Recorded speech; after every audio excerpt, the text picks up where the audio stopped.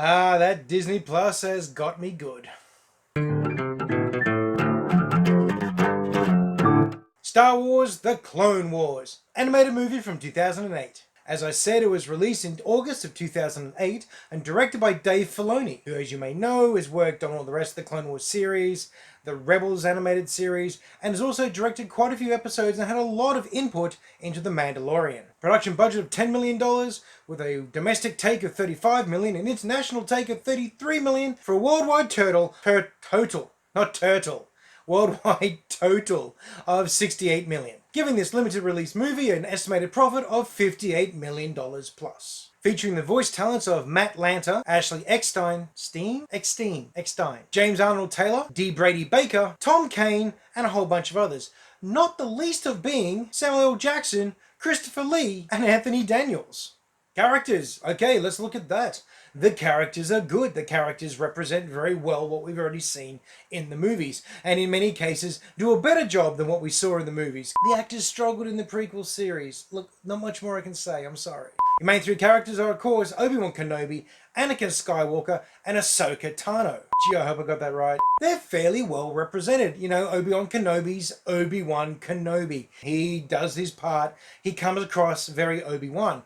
Every now and then he comes across a little more sly than I was expecting, but still, Obi-Wan Kenobi nonetheless. Anakin Skywalker is an actual character this time, and a very good one. He's actually one of the linchpin characters, as he should be. And we get some actual character depth, we get some resonant emotions going on here. I enjoyed watching his character, especially when we went back to Tatooine. They got a little deeper, they dug into it nicely. As for Ahsoka, the Padawan learner, I like her mostly. I think she's a little empty as a character at the moment. She's a little sassy, she's a little snarly, she's quite a good fighter. I mean, there's a lot of things to like about a character, just doesn't feel like there's a lot to her yet. But I don't really think that's a bad thing, because I'm pretty sure they're going to flesh her character out throughout the rest of the seasons. I'm intrigued, and I want to see what they do with her. I don't know anything about the Clone Wars saga, and Ahsoka's character seems like a pretty good vehicle for the viewer to travel this new part of the universe in, or with, or through, together. Together, the viewer and Ahsoka will adventure in this universe. I'm tired, leave me alone. Then got all the other characters popping in and out. You got Mace Windu, you got Yoda, you got Dooku, you got the Emperor, you got all the clone troopers. That was interesting, meeting the different clone troopers. There's some with funky hairdos and stuff, you know? That was interesting. I have no idea what's going on there, and I hope we get to discover more. And some of them have actual nicknames like Rex and Oddball. You know, I want to know what's going on there. Padme, 3PO, Jabba the Hutt, all manner of characters all over the place. It was pretty good in that respect. I enjoyed what I was watching. Even when they were occasionally kind of flat, a little, I don't know, lacking in depth, lacking in warmth of character. But, you know, that will come with time, I'm told. I'm told that this gets really good. And I'm looking forward to seeing the development. So for characters, I'm looking at giving them a 3. I'm going to give characters a 3.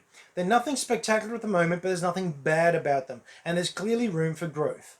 So yeah, happy, comfortable 3. Story. Okay, the story, on the other hand, is a little bit better. I like the story. It feels a very Star Wars story. It goes all over the place, from planet to planet to planet, back to some things we know, back to some things we're very familiar with, off to other places we've never seen before. Typical Star Wars fare. My only negative for the story is it felt a little stretched. The Siege of the First Planet, forget the name of it, it's this one. Meeting Ahsoka, running off and doing things and then leaving. That was cool. Going to the world where the Huttling was held. Also cool. Also don't remember the name of that one. It's this. Then everything that's happening on Coruscant. And Padme running around being a little bit of a hero? Wasn't expecting that at all. I mean, she's done heroic stuff in the second movie, sure. But, really? Anyway, then they're bouncing back to Tatooine, and we've got Dooku, and we've got Yoda, and we've got everyone else jammed into this story. The story itself, I suppose, was quite simple, but they had a very interesting extended opening with the defense of that planet. And I like that. I like the fact that it took some time to introduce the new characters. And then they mashed everything else together. I mean, it's very Star Wars in that respect. Pretty much every single Star Wars movie has you flipping between planets so often, and space travel is lightning fast. So, yeah, right, yeah, we'll go with that, I suppose. I did like meeting Ventress. That's a nifty villain. I hope we see a lot more of her. She's very cool. What I'm trying to say is the story itself flowed in a very Star Wars way. That isn't always the best thing though. Star Wars, as much as I love it, has often got a storyline that kind of clunks and bangs and bounces around and eventually gets where it's going. And this one felt very clunky, banging and bouncy. I still had a good time. And I still enjoyed where the story was going and I couldn't guess ahead. That's the other thing I liked. Normally Star Wars stories, even The Mandalorian, can get very, very predictable. Whereas in this one, I don't know where this is going. Didn't know how they were going to pull this off. I knew they'd do it. I mean, that's the nature of it all. But it was the how that I didn't guess ahead on. And I enjoyed that. I really did like that. Overall review for the story though. The bits that dragged it down, all the clanky, bangy parts of the storyline, it didn't really detract enough to get rid of the joy of seeing a new Star Wars story and the interest in seeing where it went. So I'm going to go ahead and give story a 3.25. Could have been better, but at the same time, I still enjoyed it a lot. Hell, it's probably better than the story in episodes 1, 2, and 3 anyway. Look and feel, okay, here's our high point. It looked and felt like Star Wars. What more do you want to say? It's got the vehicles, the weapons, it's got the characters, it's got the spaceships and the planets, it's got the visual effects, it's got the sound effects. It was Star Wars. There was no way it could be mistaken as anything other than a Star Wars movie. It was also very identifiably set in the prequel timeline. I know that's a little obvious thing to say, but when you think about it, it could be very easy just to make it look like, you know, the regular Rebellion era just happens to have clone troopers in it. But they kept that look, feel, and style, the particular aesthetic of the prequels in there. Is that good or is it bad? I'm going to go with good. Prequels are my least favorite Star Wars movies. I do love the timeline and the setting. I really do like that. So it looked, it felt, and it sounded exactly like it should. And I'm really happy with that. I'll be giving look and feel a 3.25. Script and dialogue. Okay, alright, it has flashes of really good, and then it's back to TV poor. So I don't know where to put this one. The dialogue could easily be attributed accurately to the characters we already knew, so that fit. Some of the carry-on from the clone troopers, some of the way that clone troopers talked and acted, some of the way some of the Jedi acted, some of the way that the villains acted, the way that they delivered their lines did feel very much, I'm sitting in front of a microphone with a script.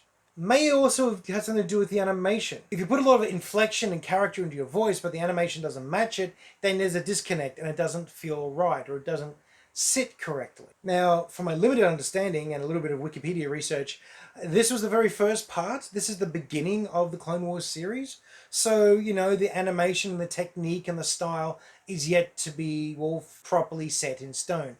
It hasn't been tweaked, it hasn't been mastered yet. That's always what you find with any animated series. The first couple of episodes or first season is where they're finding their feet. So I can let that slide. It's a bit annoying, but I can do it. Man, they chew through the troopers in this. That's another thing I noticed. They kill a lot of clone troopers in this. I mean, I know, yeah, it's all about the war, and they're meant to be clones as easily replaced as the droids. At the same time, it's still a living thing. They're chopping through these guys like it's a Band of Brothers episode. Just mowing them down. That's just something I think about when I watch these shows. I keep a track of the body count in my head and which point is it realistic, which point is it just going for grit, which point is it just trying to, you know, make a point for no point's sake. I had some fun with this. There was definitely entertainment to be had here. It's just every now and then it just didn't quite fit the scene. Anyway, script and dialogue. Look, there was nothing inherently bad about the script. I just don't know if it was presented so great. I'm going to be giving script and dialogue on this one a 2.75. Wasn't the worst, but it just kept standing out to me as a bit of a problem. Okay, so finally we come to fun factor. Did I have fun? Well, yeah, I did. You know, I wasn't roaring with laughter, I wasn't cheering. I don't know if I'll watch it again. But it certainly interested me in the actual series itself. I certainly feel like I'm invested in this now. I want to know where it all goes. I want to know what they do with all this. And it makes me also want to know why there's such a huge following for this series based on this movie. So, yeah, fun? Intriguing? Yes. So I don't know if I'd call this fun factor or intrigue factor. It has generated my interest, so to speak. Fun? 2.75. Intrigue, 3.5. So I'm going to even this out of the 3. Alright? Alright, it's a new year, it's a new score, it's a new me. On a side note, as I was doing all this, I realised that quite a long time ago now, I got given all of season 1 as a present from my friend Kylie. So I am now, oh wow, look at that artwork. It came with an art book too, I forgot about that. Anyway, yeah, so I now have even more reason to go diving back into this, and I'll be able to tell Kylie I've, finally watched it. So final score time, you add all them up, and it comes up to a 15.25. That's a little higher than I was expecting to give it, to be honest. But that's why I break down the scores like this, so I can make sure that I give as honest a response as I can. Makes me think about it, makes me consider all the aspects. Yeah, had a fairly good time. Would I recommend it? Yeah, why not? You know what?